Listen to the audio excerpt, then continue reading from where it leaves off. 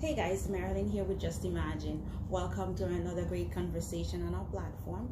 If this is your first time here, I just want to remind you that this platform was created to touch and inspire, and as a result, we believe that we are transforming generations one life at a time. So we started a conversation about moving forward, and on our last conversation, we touched on the oppositions while moving forward. So, in light of that conversation, I would say in continuity of that same conversation, I think it's important for us to touch on fear, because fear can be a plague to moving forward. Fear is one thing that could like cripple you, paralyze you.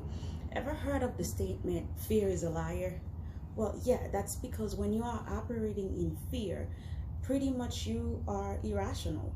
You have irrational decision making, irrational actions.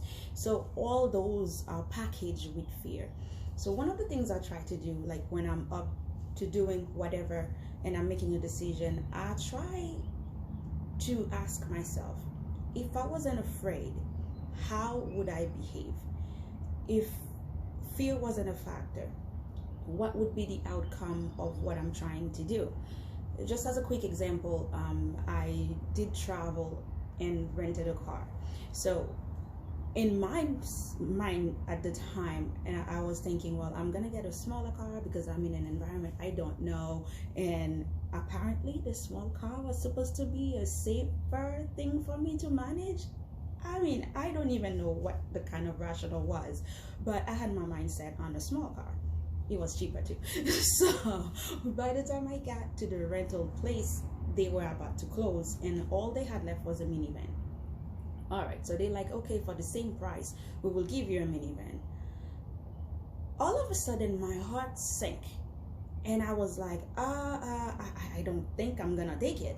So I was willing to walk away without a rental car, and the next day was Sunday, they were gonna be closed anyway. So I was gonna be paralyzed from doing everything that I needed to accomplish just because I was afraid. Because in that moment, I associated the minivan as like it's a bigger vehicle. I didn't trust myself to be able to manage it. And here's the crazy thing. I've owned a minivan before. I've rented a minivan before to go on vacation. So it was no different. But in the moment, I convinced myself that it just wasn't something I could manage. And as a matter of fact, I thought, okay, I'm gonna crash it. It's like more probability for an accident. And all that was not true. Here's what was true. I actually needed the minivan because I had many errands to run. I had luggages and I had other stuff that were gonna go in that car, and it had much more capacity to handle everything that I needed to do. So that minivan was actually a blessing to me. But in that moment, because of fear, I was not open to receive it. I almost walked away from it because fear and irrationality kind of got in the way. So that's how it is with a lot of other things in life. Many times we are not open to receive certain blessings because fear is in the way. Every time we set out to do something that is out of a comfort zone, yes, it is something new. It is something that will allow us to stretch, to expand.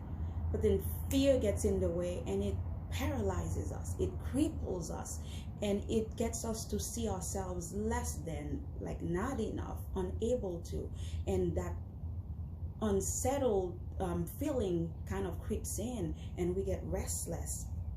And as a result, our emotional state is like all over the place and we get stuck. So how many times in your personal situation you could think of something where a situation where fear got in the way and literally get you stuck?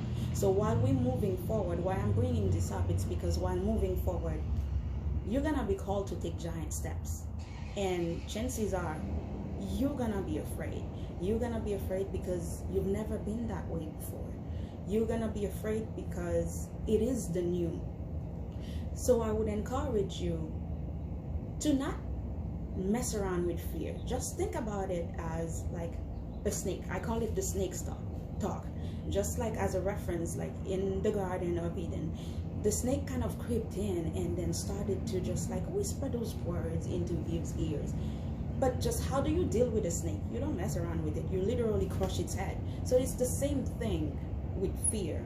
you don't mess around with it. You got to step on it. You really got to step on it. If not, it will take over your life. And also, fear is not like a one-time thing that you conquer it and then all you're done.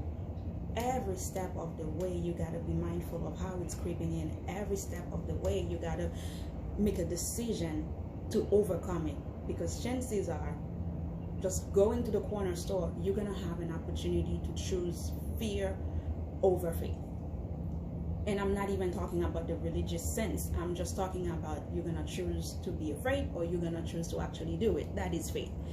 So this is pretty much the conversation that I thought it was very important to have, as I myself continue to be presented with opportunity to choose faith over fear all the time. So I also wanted to share that with you and kind of like bring your attention to the damaging effect of fear in your life, or in the situation, or in the things that you set out to do in order to move forward. That makes sense.